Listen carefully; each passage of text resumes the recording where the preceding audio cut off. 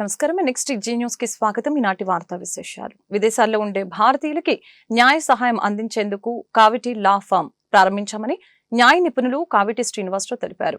అమెరికాలో న్యాయవాది వృత్తి కొనసాగిస్తూ విజయవాడలో నూతన కార్యాలయాన్ని ఆయన ప్రారంభించారు. ఏపీ నుంచి విదేశాలకు వెళ్లి సమస్యలు ఎదుర్కొంటున్న వారికి న్యాయ సహాయం అందిస్తామని చెప్పారు. దేశంలో ప్రధాన నగరాల్లో ఎక్కడైనా న్యాయం అందించేందుకు తాము సిద్ధంగా ఉన్నామని చెప్పారు.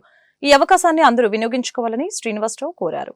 నుంచి ఎవరికైతే బయట దేశాలకు వెళ్తారో, స్టూడెంట్స్గా వెళ్తారో, లేకపోతే ఎంప్లాయ్మెంట్ కోసం వెళ్తారో, లేదా ఉద్యోగరీత్యా బయటికి వెళ్తారో వాళ్లకు చాలా ఇబ్బందులు జరుగుతున్నాయి. సో వాటన్నిటిని అడ్రస్ చేద్దామని వాళ్ళెవరు కూడా బయట దేశాల దాకా వెళ్ళి అంటే లాయర్స్ అప్రోచ్ కాకుండా ఇక్కడే మన ఆంధ్రప్రదేశ్లో మన విజయవాడలో నడిబొడ్డునో స్టార్ట్ చేశాము దిలీప్ గారితో. ఎందుకంటే వారికి కూడా అంతర్జాతీయంగా ఆర్బిట్రేషను, తనకు కూడా ఇంజనీరింగ్ బ్యాక్గ్రౌండ్ ఉంది, లా బ్యాక్గ్రౌండ్ ఉంది, తను కూడా సుప్రీంకోర్టులో ప్రాక్టీస్ చేస్తున్నారు. ఎవరికి ఏ ప్రాబ్లం అయినా వచ్చి ఇక్కడ వాళ్ళు సూచనలు సలహాలు తీసుకోవచ్చు ఇనిషియల్గా. ఇప్పుడు అదే మీరు అమెరికాకు ఇంగ్లాండ్ కాల్ చేస్తే ఎవరు ఫోన్ మాట్లాడినా 50,000 రూపీస్ కట్టి మాట్లాడాలి. ఇక్కడ మీకు ఫ్రీగా సూచనలు సలహాలు దొరుకుతాయి.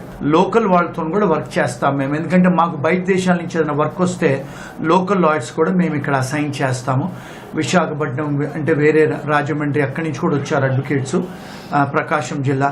సో ఎవరికైనా ఏ ప్రాబ్లం అయినా ఇక్కడ లోకల్ లాయర్స్ మాకు రెఫర్ చేయొచ్చు, మేము వాళ్ళకి చేస్తాము. సినీ నటుడు అక్కినేని నాగార్జున ఖైరతాబాద్ రవాణా శాఖ కార్యాలయానికి వచ్చారు. తన లైసెన్స్ రెన్యువల్ కోసం రవాణా శాఖ కార్యాలయానికి వచ్చి ఫోటో దిగి సంతకం చేశారు. నాగార్జున రవాణా శాఖ కార్యాలయానికి రావడంతో సిబ్బంది ఆయనతో సెల్ఫీలు దిగారు. అందరితో ఫోటోలు దిగిన అనంతరం నాగార్జున తన కారులో వెళ్లిపోయారు.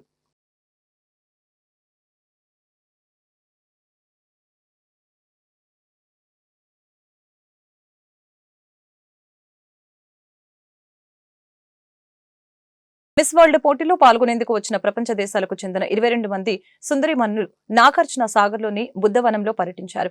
వారికి జానపద, గిరిజన నృత్య కళాకారులు ఘన స్వాగతం పలికారు.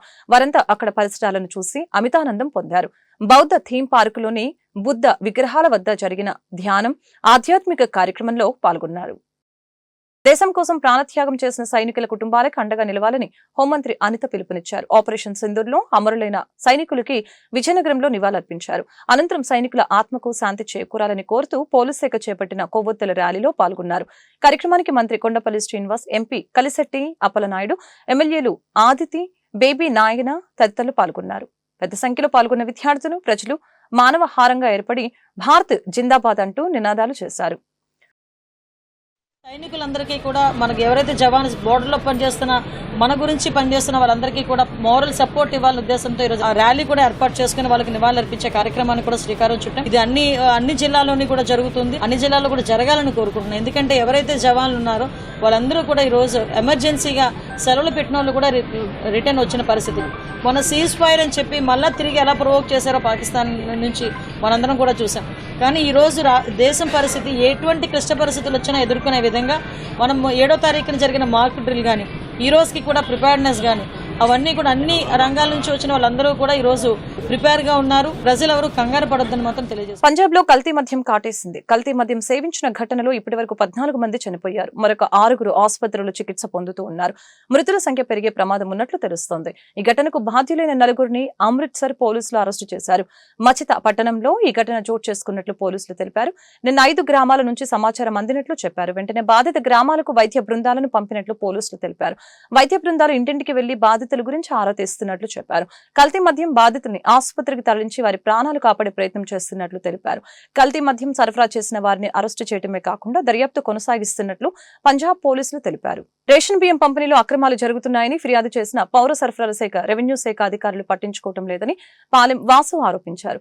రేషన్ మాఫియా వివరాలను అందించిన అధికారుల్లో చలనం లేదని చెప్పారు. సోమవారం ప్రజా సమస్యల పరిష్కార వేదిక స్పందన కార్యక్రమం గుంటూరు జిల్లా కలెక్టరేట్ ప్రాంగణంలోని ఎస్ఆర్ శంకరన్ కాన్ఫరెన్స్ హాల్లో జరిగింది.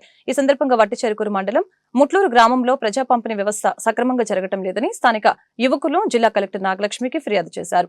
ఈ మేరకు పాలెం వాసు మీడియాతో మాట్లాడారు. రేషన్ బియ్యంకి బదులు డబ్బులు తీసుకోవాలని సంబంధిత డీలర్ బలవంతం చేస్తున్నారని ఆరోపించారు. అలాగే పంచదార ప్యాకెట్లను ఎంఆర్పీ కంటే అధిక ధరలకు విక్రయిస్తున్నారని చెప్పారు. అధికారుల అండతోనే ఈ వ్యవహారం నడుస్తుందని పేర్కొన్నారు. పేద ప్రజలకు చెందిన రేషన్ బియ్యం పక్కదారి పట్టకుండా కఠిన చర్యలు తీసుకోవాలని డిమాండ్ చేశారు. పాలెం వాసు, మాది వట్టిచెరుకూరు మండలం ముట్లూరు గ్రామం. మా గ్రామంలో గత 4-5 నెలల నుంచి రేషన్ వాహనం నడిపే ఒక అతను రేషన్ అతను బియ్యం పంచే అతను బియ్యం సరిగ్గా పంపిణీ చేయట్లేదు. పంచదార ప్యాకెట్ 17 రూపాయలు తీసుకోవాల్సిందిగా ఉండగా 20 రూపాయలు తీసుకుంటున్నాడు. అదేమని ప్రశ్నిస్తే మేము తీసుకునేది ఇంతేని సమాధానం ఇస్తున్నాడు. బియ్యం కూడా ఒక నెల ఇస్తే ఒక నెల బియ్యం రావట్లేదని ప్రజలకు పంపిణీ చేయట్లేదు. దీని గురించి సివిల్ సప్లై సిఎస్డిటి గారిని ఫోన్ చేసి అడగ్గా ఆయన సరైన సమాధానం చెప్పట్లేదు. అదే మాదిరిగా 4 నెలల నుంచి అక్రమంగా బియ్యం తరలిస్తున్న సిఎస్డిటి గారికి కంప్లైంట్ చేసినా ఆయన ఎలాంటి స్పందన ఇవ్వలేదు. ఇవ్వకపోగా మీకెందుకు, మీకేం పని లేదా, మీ పనులు మీరు చూసుకోండి అనే విధంగా ఆయన మాట్లాడుతున్నాడు. పదే ఎన్నిసార్లు ఫోన్లు చేసి ఎన్నిసార్లు కంప్లైంట్ చేసినా కూడా ఆయన స్పందించట్లేదు, ఎంక్వైరీ చేయట్లేదు. ఇదే విషయమై ఒటిచెరుకూరు మండల ఎంఆర్ఓ గారిని కలవడం జరిగింది. ఆయనకు కూడా కంప్లైంట్ ఇచ్చాం. ఆయన కంప్లైంట్ ఇచ్చినా కూడా ఆయన ఎంక్వైరీ చేయడానికి రావలేదు. ఇదే విషయమై మళ్ళీ ఈరోజు మన జిల్లా కలెక్టర్ గారి కార్యాలయంలో గ్రీవెన్స్కి రావడం జరిగింది. సిఎస్డిటి శివశంకర్ గారి మీద, అదేవిధంగా ఆ వ్యాను నడిపే సురభి శ్రీనివాసరావు మీద కంప్లైంట్ ఇవ్వడం జరిగింది.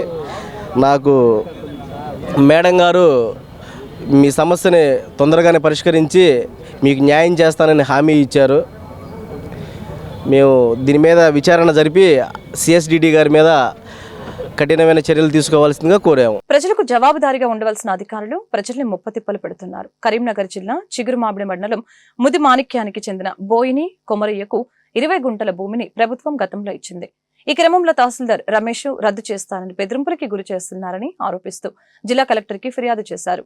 తహసీల్దార్ దాష్టికాన్ని టీ-షర్ట్ల మీద ముద్రించుకొని వచ్చారు. ప్రభుత్వం నిరుపేదలకు ఇచ్చిన అసెండ్ భూమిని రద్దు చేయటం ఏంటని బాధితులు ప్రశ్నిస్తున్నారు. ఎంఆర్ఓ గారు మమ్మల్ని మానసికంగా చాలా ఇబ్బందులకు గురి చేస్తున్నాడు.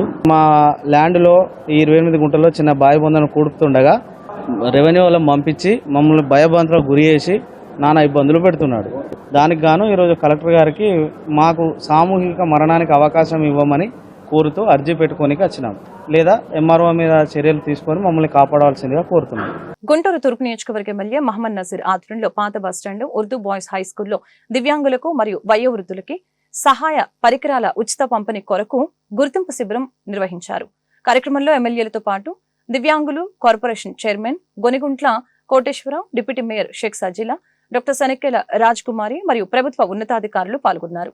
ఈ సందర్భంగా ఎమ్మెల్యే మాట్లాడుతూ ఎన్నికలకు ముందు దివ్యాంగులకి మొదటి నెలలోనే 6,000 రూపాయల పెన్షన్ ఇచ్చి హామీని నెరవేర్చిన మంచి ప్రభుత్వం కూటమి ప్రభుత్వం అని కొనియాడారు. గతంలో ఎప్పుడు లేని విధంగా బ్యాక్లాగ్ పోస్టులు, అవసరమైన సంక్షేమ కార్యక్రమాలు దివ్యాంగులకి కల్పించిన ప్రభుత్వం కూటమి ప్రభుత్వం అని చెప్పారు. దివ్యాంగులకు కావాల్సిన సదరన్ సర్టిఫికేట్లు, పరికరాలు అందించడానికి మా కార్యాలయంలోని సిబ్బంది అందుబాటులో ఉన్నారని చెప్పారు. దివ్యాంగులకు మానసిక ధైర్యాన్ని కల్పించేందుకు కూటమి ప్రభుత్వం ముందుంటుందని అన్నారు. దివ్యాంగుల అభివృద్ధికి, సంక్షేమానికి అందించడానికి వారికి చేదోడు వాదోడుగా ఉంటామని భరోసా ఇచ్చారు.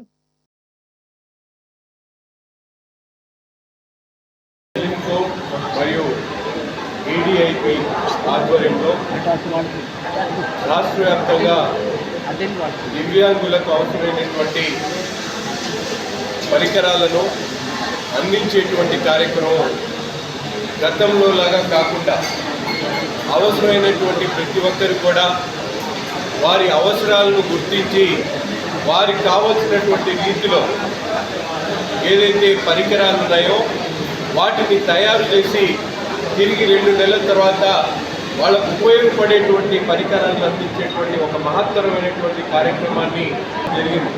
గుంటూరు తూర్పు నియోజకవర్గంలో కూడా పెద్ద ఎత్తున దీని మీద అవగాహన కల్పించేటువంటి కార్యక్రమాన్ని తీసుకొని డివిజన్ స్థాయిలో ఎవరైతే దివ్యాంగ సోదరిమణులు ఉన్నారో వారికి కావాల్సినటువంటి పరికరాలను ఈరోజు పెద్ద ఎత్తున క్యాంప్ పెట్టడమే కాకుండా వారికి కావాల్సినటువంటి పరికరాల మెజర్మెంట్స్ తీసుకునేటువంటి కార్యక్రమాన్ని ఈరోజు డిజేబుల్ కార్పొరేషన్ ద్వారా ఏడీ గారి ఆధ్వర్యంలో ఈ కార్యక్రమాన్ని తీసుకోవడం, దీనికి పెద్ద ఎత్తున వచ్చినటువంటి దివ్యాంగ సోదరులందరూ కూడా ఒక మంచి ప్రభుత్వం ఎన్నికల్లో చెప్పినటువంటి మాటకు ఎక్కడా కూడా తీసుకోకుండా మొదటి నెలలోనే 6,000 చేసినటువంటి ఘనత చంద్రబాబు నాయుడు గారి విషయాన్ని మీ అందరూ కూడా తెలియజేస్తా ఉన్నాం.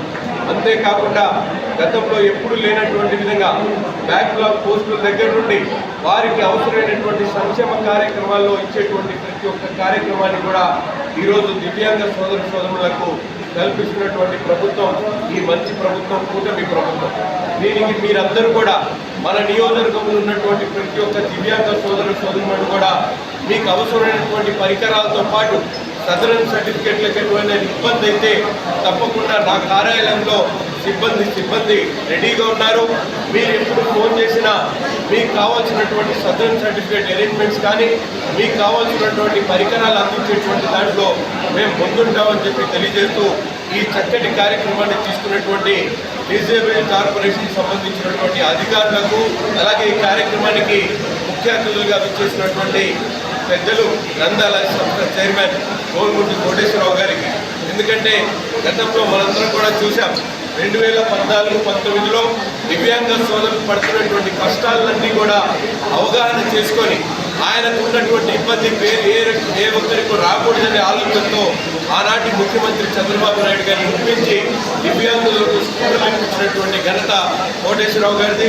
అలాగే మరొక సోదరుడు సునీల్ గారు, వీరందరూ కూడా పార్టీ కోసం కృషి చేయడమే కాకుండా తనతో పాటు ఉన్నటువంటి దివ్యాంగ సోదరులకు మానసిక ధైర్యాన్ని కలిగించేటువంటి అంశంలో వీళ్ళిద్దరు చేస్తున్నటువంటి కృషికి వీళ్ళకి కూడా అభినందిస్తూ నిరుద్యోగుల కోసం ఏదైతే కార్యక్రమాలు తీసుకున్నాయో వాటిని కూడా ఐడెంటిఫై చేసి ముఖ్యమంత్రి గారితో మాట్లాడి వాటిని కూడా మీకు జీవో ఎక్కిస్తామని, జీవోని రెన్యువల్ చేపిస్తామని చెప్పి తెలియజేస్తా ఉన్నాం.